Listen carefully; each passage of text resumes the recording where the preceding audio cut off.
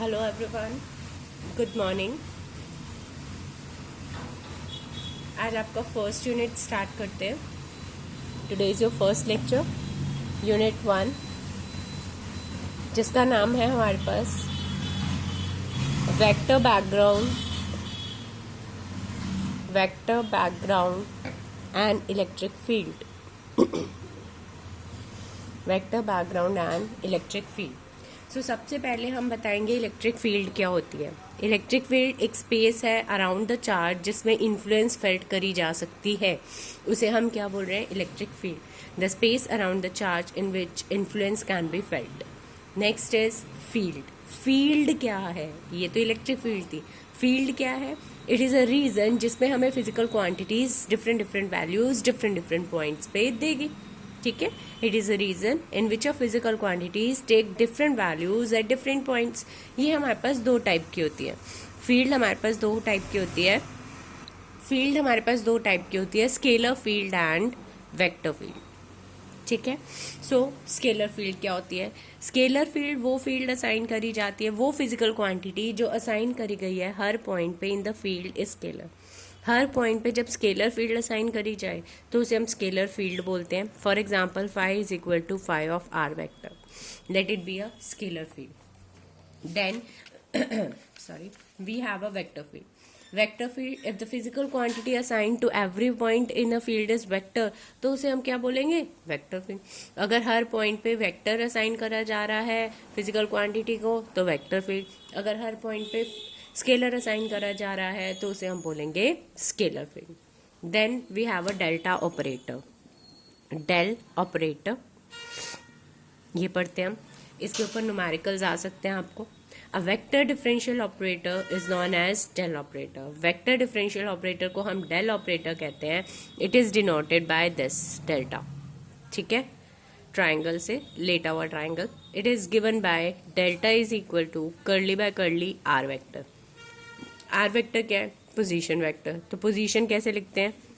I cap curly by curly x plus j cap curly by curly y plus k cap curly by curly z. So this is your del operator. Then we have another very important topic, gradient of a scalar field. Very important. Gradient of a scalar field.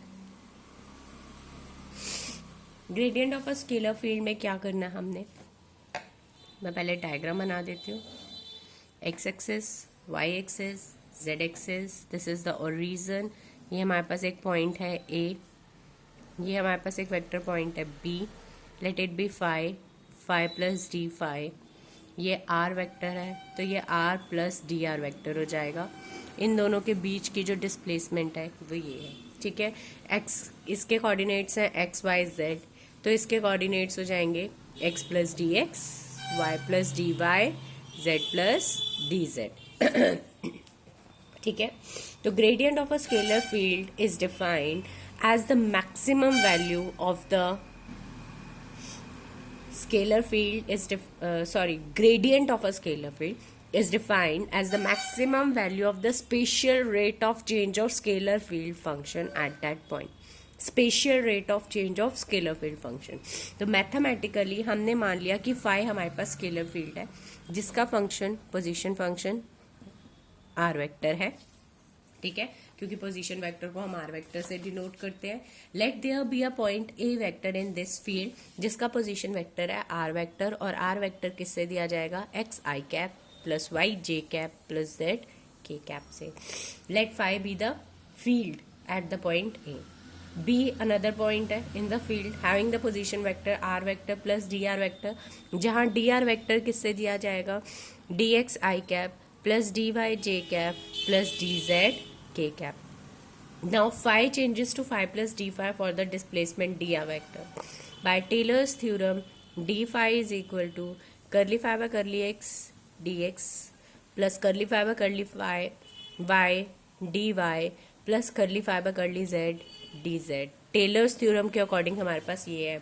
D phi की value क्या है? curly phi by curly x dx, curly phi by curly y dy, curly phi by curly z dz। curly is the partial differentiation, d is the proper differentiation।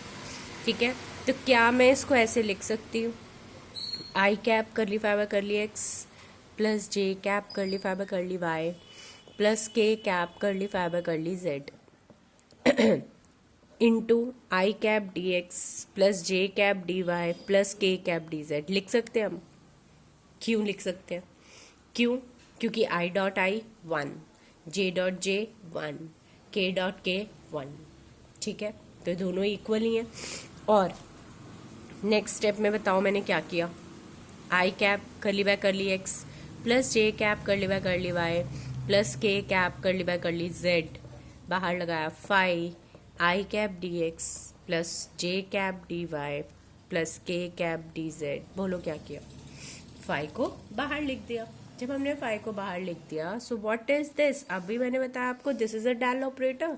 क्या मैं इसकी जगह del लिख सकती हूँ, डेल फाई, और ये क्या है, डी आर, तो del phi d r, d phi क्या आ गया हमारे पास, del phi dot d r, this is a gradient phi. अब डॉट हटाते हैं तो कौन सा लगता है, cos theta. Just a second, ये आया, डॉट हटाते हैं तो कॉस थीटा लगता है, तो इसका मतलब डेल फाई और डी आर के बीच में हमारे पास एक एंगल है theta. This is phi plus d phi. Okay, तो इन दोनों के बीच के एंगल क्या है, थीटा।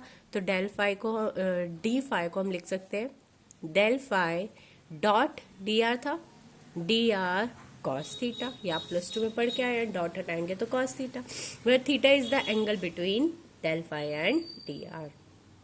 नाउ इसकी फिजिकल सिग्निफिकेंस, ग्रेडियंट फाई के फिजिकल सिग्निफिकेंस कि अगर थीटा एंगल है उन दोनों के बीच का, तो डी फाई को हम क्या लिख सकते हैं, modulus of del phi d r cos theta लिखते हैं। ठीक है, if the rate of change of scalar function, rate of change क्या होता है कि something upon d r, d by d होता है रेट ऑफ चेंज, तो d phi by d r, rate of change of scalar function with distance उसने बोला, तो यहाँ से ये हमारे पास आ जाएगा, ये वैल्यू आ गई इसकी, d phi by del d phi by d r is equal to del phi cos theta.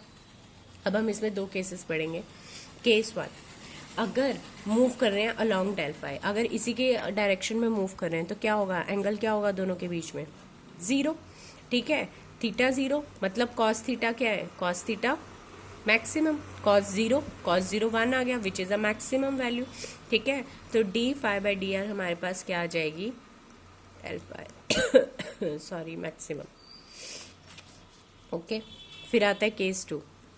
Case 2, अगर हम उसके नॉर्मल में या डायरेक्शन के नॉर्मल में मूव कर रहे हैं, नॉर्मल बोले तो परपेंडिकुलर, परपेंडिकुलर बोले तो 90 डिग्री, तो थीटा क्या आ गया हमारे पास, 90 डिग्री, कॉस 90 डिग्री बोले तो 0।